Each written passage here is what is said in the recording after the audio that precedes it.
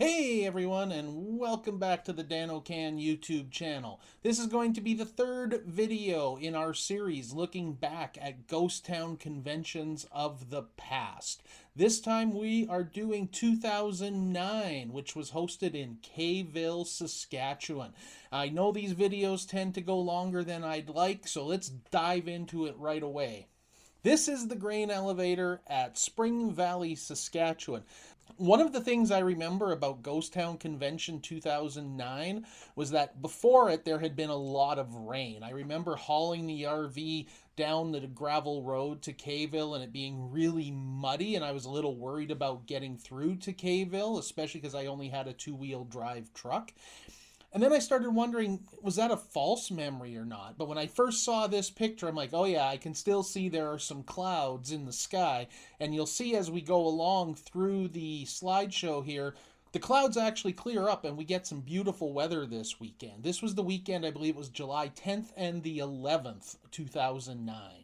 One of the other things that struck me as I started going through these photos was that this was clearly my black and white phase.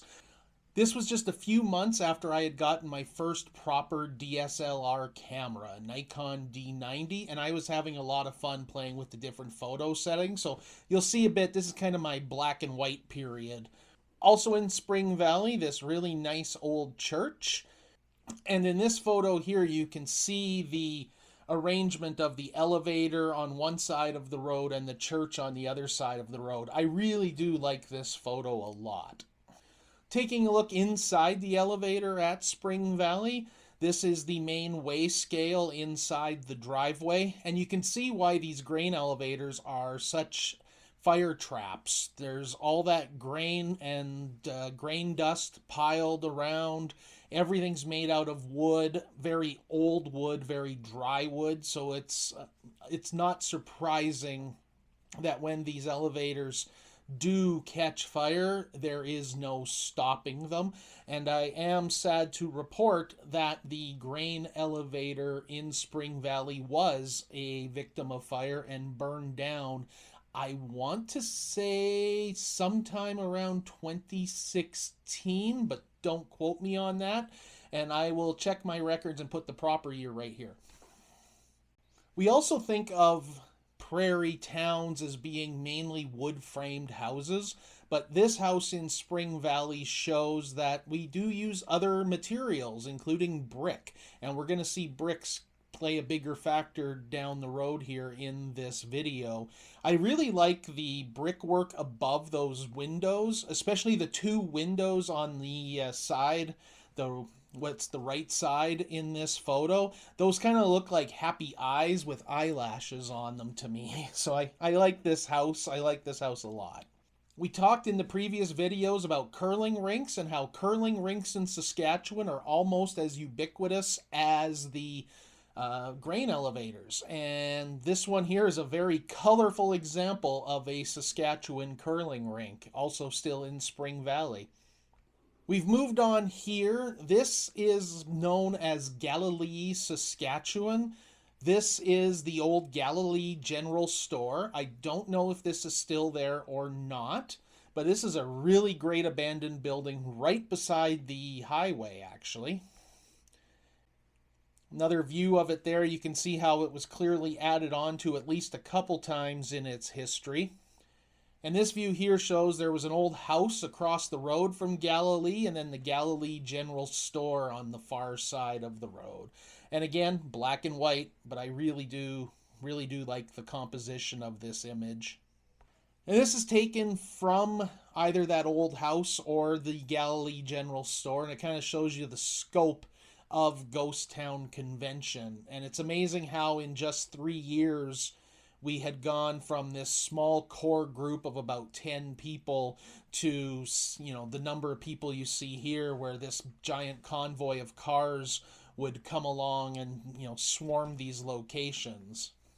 I believe this is inside the old house at Galilee, but don't quote me on that. Again, black and white, but I really love the composition of this and just that water stain along that back wall, the light through the doorway, the debris in the foreground.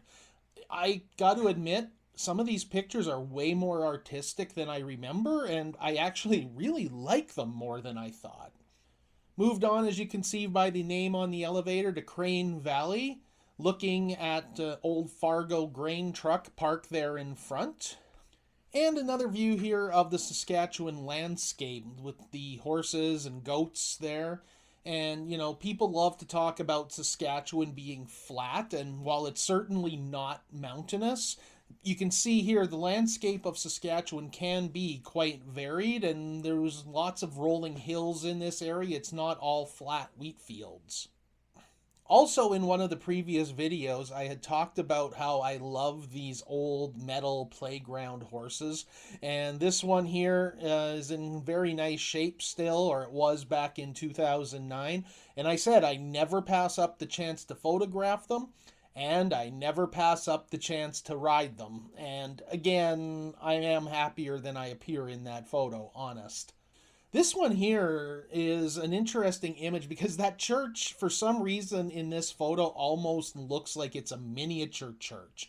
In fact, I had to look at it 2 or 3 times before I realized that's a full-size 2-story church. I don't know what it is about this photo that makes me think it's a miniature. Back inside the church there, just to prove it is a full-size church. Don't really like the white balance on this image. I would probably have changed that, or I would change that now in post if I was shooting this photo today, but I didn't want to edit any of these. I wanted to show them as they were when I took them in 2009.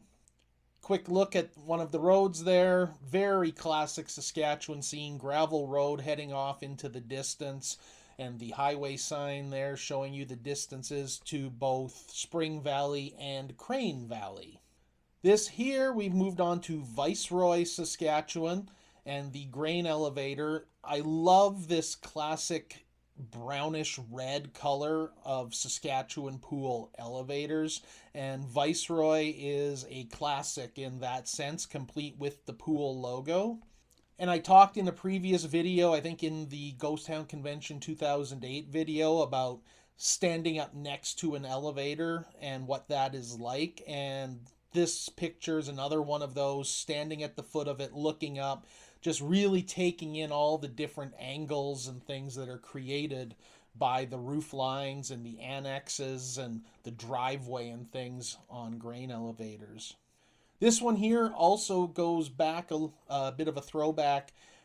We talked in the 2008 video about the curved front of the gas station at Conquest, Saskatchewan. Here's another example of one of those, the old service station with the curved corner in this one in Viceroy. And this here is another old church, just kind of standing in the middle of town. You can see there's a house right behind it, so it's right in the residential neighborhood. Really neat old church. Didn't get to see inside of it, which is unfortunate, but you could see the lawn was mowed, so someone was obviously still caring for the lot and the land, even if the church itself looks like it's been a few decades since it had seen a coat of paint. And no Ghost Town Convention video would be complete without looking at some old trucks. This one here, I believe, yes, is an old GMC. Love the patina, love the paint. Beautiful, beautiful old truck. And this one here, again, a Mercury pickup. I never pass up the chance to photograph an old Mercury pickup.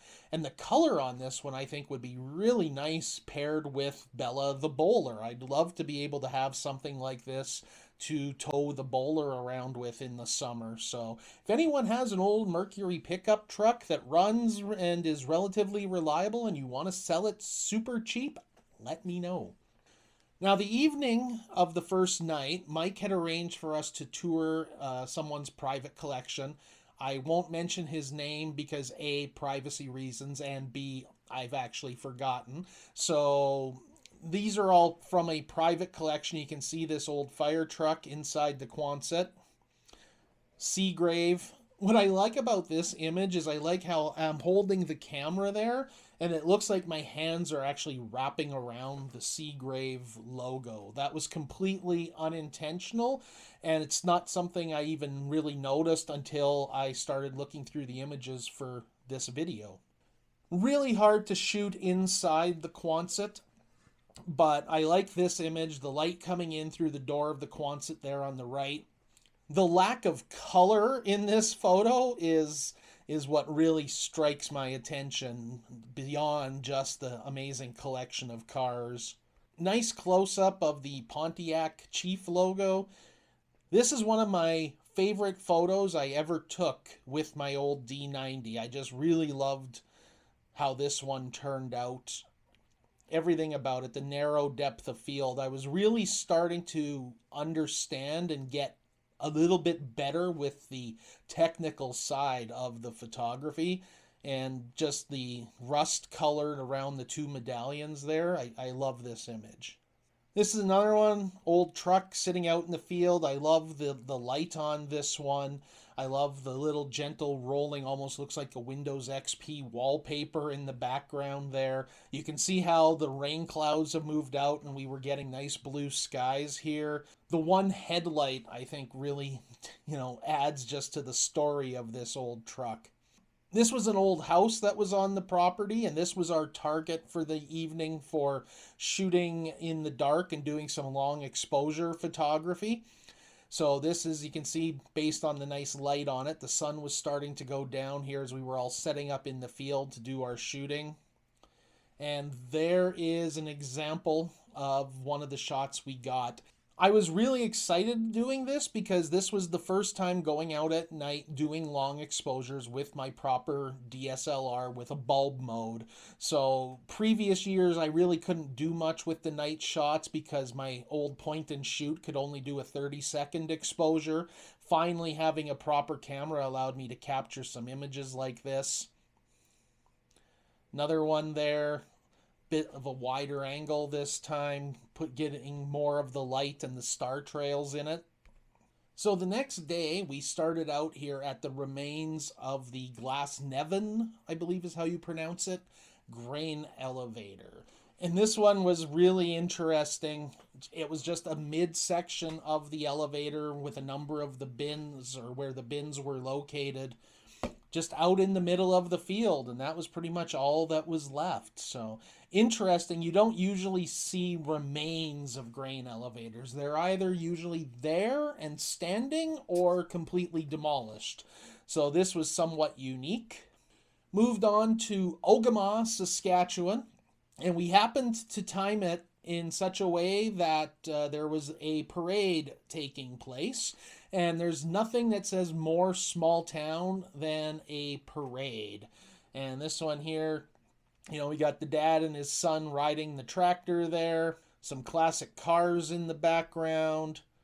Here's another old timer pulling a, what's it say on the sign there? A well digger that had been rebuilt. Pulling it there with the little tractor. The Ogema Fire Department there. I don't know if this rig was still in service or not at that time. I mean, it looks fairly new, especially compared to what a lot of Saskatchewan towns have to use for firefighting apparatus. So I wouldn't be surprised if that rig had been in use at that time. Nice looking truck. There's something, as much as I love light bars, I do love that single bubblegum light sometimes on old fire trucks. The Ogema grain elevator and the Field of Dreams right across the road from it. Not a great photo of the grain elevator. I mean, frankly, it's not a great grain elevator. The modern metal bin on the left side, all the mechanical mechanism of the leg exposed up above the top. It's not a classic by any stretch of the imagination, but I do like the photo of the grain elevator, of the baseball diamond, and then the road kind of curving in between them. Like I said, maybe not the nicest elevator I've ever seen, but I do like that image. And look at that beautiful blue sky we were getting on this day. Moved on to another grain elevator, this one in Parry, Saskatchewan. This one here, I think, really must have an interesting history behind it. You can see that they've obviously taken the more modern style, kind of that late 1960s centennial style grain elevator, built it beside the more classic wooden framed grain elevator in the front there. But they're offset at like 90 degrees to each other. To me, it looks like that older elevator has been rotated so that it's not facing the tracks in the right direction. I could be completely wrong about that, but I really just, it doesn't look right to me. What does look right to me though is I really love the colors on this. This was not something that I, super saturated in post or anything. This was what was coming out of the camera pretty much directly, and I really did love that D90. I still own it. It's still here behind me somewhere, but I almost never shoot with it anymore, just given that, my cell phone has a better resolution and better processing capabilities than the DSLR does. So we moved on to Truax, Saskatchewan, another one of those more square, boxy, bit more modern looking elevators. I don't hate them, they're not my favorite, but I really like this scene. The just, I can look at this picture and I can be in that moment and I can feel that Saskatchewan July heat and seeking shade under those big trees and driving down the gravel roads. This scene, I like how the elevator's framed between the trees there, but there's just something about this scene that makes me really miss Saskatchewan. I think this is looking the other way from that previous photo, but again, that main street, still all gravel and dirt, really just screams small town Saskatchewan. Second night and final night of the Ghost Town Convention, we visited the Claybank brick plant. This is a national historic site that Mike Stobbs had done a great job in getting us private access to for the evening. So this is a wonderful place for people who really enjoy historic industrial style sites.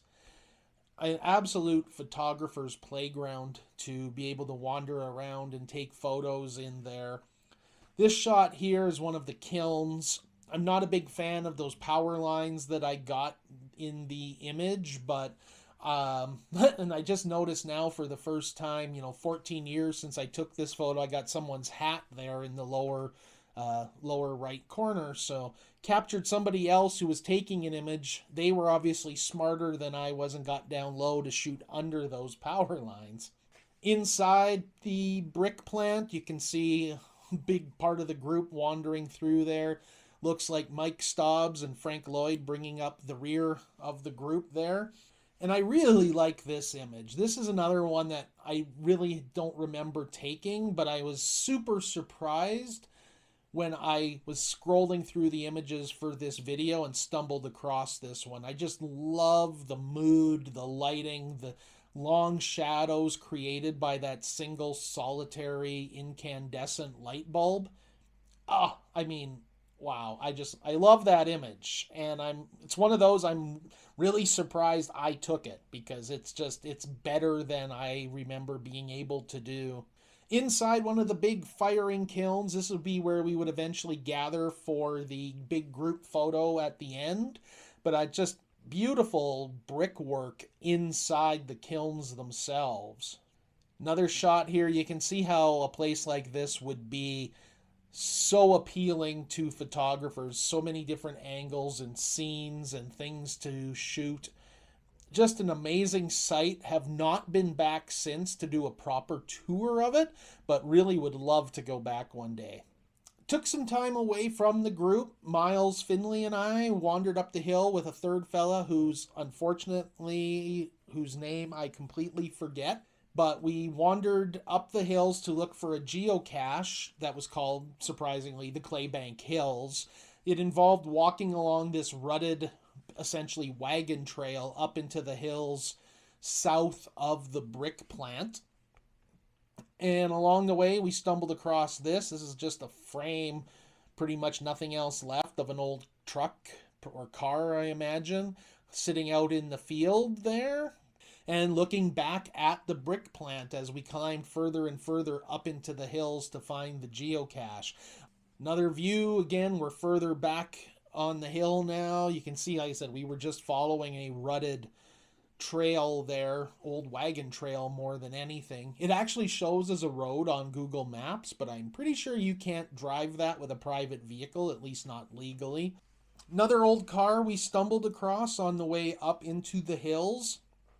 The geocache really appealed to me because it talked about a couple of abandoned houses and some abandoned vehicles up at that location. I did dive on to Google Maps quickly and looked at this area with the aerial views to see what I could spot, and I couldn't see any remains of the old houses, so I'm not sure if they are still there or not. I didn't get any really good photos of them, so I didn't include any in this slideshow. This church, we are back in Kayville, Saskatchewan, after wrapping up the brick plant. The group kind of started to splinter and go their own ways.